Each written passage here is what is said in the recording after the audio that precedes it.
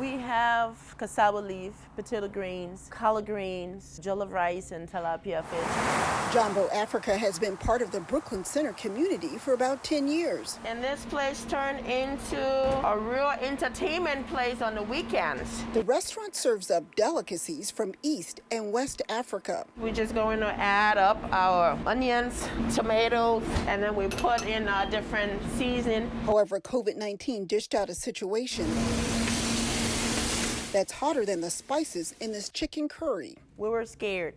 Owner Simone Chambliss says the business took a hit in the spring during the governor's executive order to close indoor dining. The bills doesn't stop. If you're just opening your doors just for takeout, and you have to have all the lights on, all the utilities. She says this latest round of restrictions are like adding salt to an old wound. To be frank with you, if I didn't own this, my first choice would be, this is the time for me to get out. So. Chambliss says deliveries are challenging and costly. We're trying to do our own online.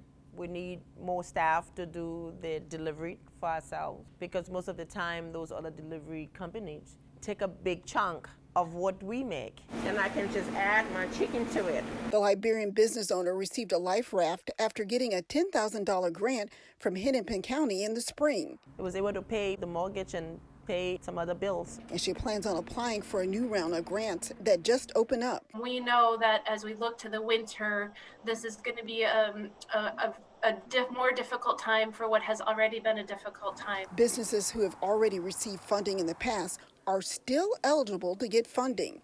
The only restriction is that companies can't use the money to pay for the same thing twice. If you've received money from Hennepin County before, you're eligible for up to $10,000, and if this is the first time you've applied, you're eligible for up to $15,000. Let me add a little bit of pepper to it. Meanwhile, Chambliss says despite the challenges, she's optimistic about the future. By the grace of God, we know that we're going to make it. We can survive this because we're all in it together. In Brooklyn Center, Sonia Goins, CCX News. Find more local news stories at ccxmedia.org and follow us on social media.